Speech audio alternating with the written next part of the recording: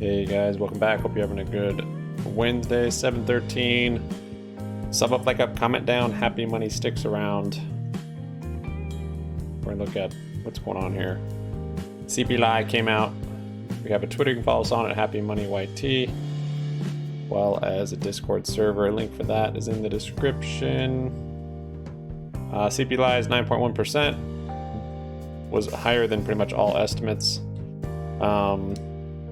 CP Live can be CP Fly though, doesn't really matter. Market kind of did well today, I think, partially because the dollar came down. We haven't seen the dollar come down in quite some time.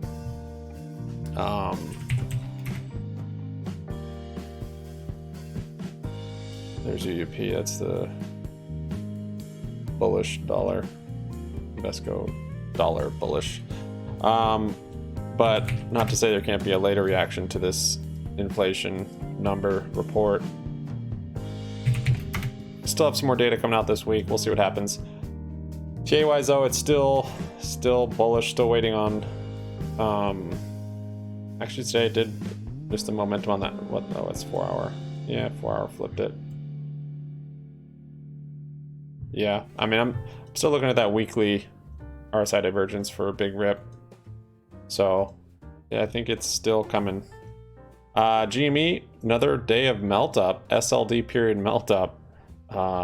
Pretty good volume, but just very tame price action. So 2.7 million, not as much as yesterday, but more than the day before, which is good.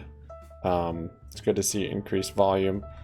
Big candle up here on the daily over the 9 moving average, and today we actually broke that 200 moving average. We'll see if we hold above it by close. I think it's actually right here at 143, so probably not. Maybe come back down to VWAP before close. We got about 35 minutes or so. Yeah, this is looking bullish. I think any one of these days, we could have a big 20% day or so, 20-30% day, something large.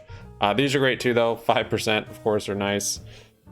We're now bullish on the MACD since yesterday and now today, and there's not many times we're bullish on the daily on the MACD where it doesn't have its rally, especially after it's already flipped bearish. So it's looked similar to here a little bit, but now we're getting some bigger candles, bigger movements. Still anticipating the split next week, how the record date and the split date and how that whole week's gonna go as far as naked shorts are having to close. I'm not seeing any evidence of any covering or closing at this point. Still very low volume and price action for that. Coming down here a bit. Let's see. Yeah, so on my options today, I actually just dumped quite a bit here. Just the spreads. I might as well be doing weeklies for how much I'm scalping them now, but it's okay, because if there's a big run, I don't want super short term in case it's going to keep going for more than a couple days. Historically, they dump it on Friday. We'll see. Thursday, we could still have some good price action tomorrow on Thursday, and then Friday. I mean, sometimes they've let it rip up into Friday, and that's super bullish for the following Monday, maybe somewhat, but definitely Tuesday, just for the options that expired in the money on Friday. So yeah, we'll have to see on Friday where we end up. We are technically still trading in this range, this big bull flag, which is very nice because the market hasn't looked nearly this solid on a weekly time frame. No way. 527. It's back here. So look at the market those weeks. GME setting up a nice bull flag, ready to break out for sure. So it actually held that. It didn't have a big dump today like yesterday with the SPY. When was that actually? Was that here? Yeah, so this is yesterday. I think that was just pricing the CBLI yesterday, and then gap down from that. But now it's just doing its typical kind of end of day price action back to maybe VWAP. It's actually outpacing the SPY to the downside. Kind of strange. I'll show you the options real quick. I jumped in and out of a lot of different stuff. So Jumped out, jumped in. I actually bought a put at one point, which I sold too early because now we're coming down. I was kind of expecting CNS, or anticipating it maybe coming down, but SPY wasn't coming down, so I actually jumped out of it pretty quick at 3 o'clock just because the SPY momentum wasn't there. And that was the tell for me yesterday. SPY started moving down big right around that CNS period closing or opening, and GME hadn't yet, so. But today SPY didn't really move down at that point, so GME held up nice. Anyways, yeah, jumped in and out of stuff, kind of repositioned a bit. Thought about getting some shorter terms because, again, I feel like any day, it could be tomorrow. Probably not Friday, but it could be. Could see a big, again, like 20, 40, 30%, something big. So got some shorter term stuff even. I don't know if I still have it. Yeah, I do. It's coming down now. Kind of FOMO'd back into it at the top because after 3 o'clock and it didn't dump, I was like, oh no, I need to get more exposure because I got rid of a lot. But yeah, I've got 148, 160 for this week. Just one of those. And then I got 160, 185 for next Friday. And then 170, 210 for the Friday after. So that one's August 5th. That's 3 Fridays from now. I'm just missing the 29th, I think. Let's see, yeah. So I'll try and spread out the dates over the next really 3 Fridays or 4. Don't need a whole lot of exposure for this Friday because if I have it for next Friday, I'll have it covered. But yeah, I realized some gains today. Nothing crazy. Nothing crazy with the spreads. Of course, the shares are doing well. This is a nice time for shares where it's just the slow grind upwards. You can make money with options, but it's more put credit spreads or I suppose call debit spreads, but you have to be on the money, closer to the money with those.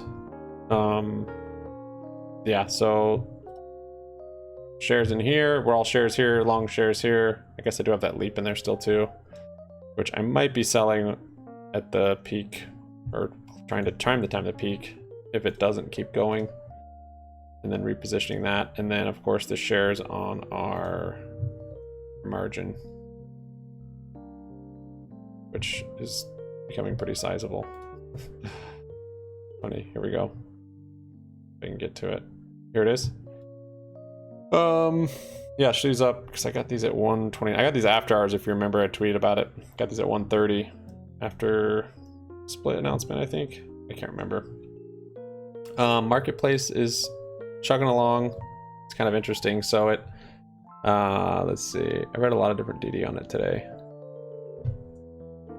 This little stat is pretty cool. So their fees, I think, are actually 2.25%. GME's fees on it. So for it being live, not even 3 days. It says 3 days, but it opened up at what, 420 2 days ago. So 64,000 times 365 would be all the days, and then just divide that by 2. Basically 11 million at this point annualized. Divided by 2 because it's been, I'd say, 2 days. So yeah, not bad for new product in a basically close to a deflationary environment where it's also in a space that's had a bunch of liquidity sucked out of it. And we're coming into, yeah, a recession more or less. So, and it's such a new space that no one, I mean, people don't know about it. People don't know what it's for, what it does. They just see random pictures and hear NFT. They don't know what that means.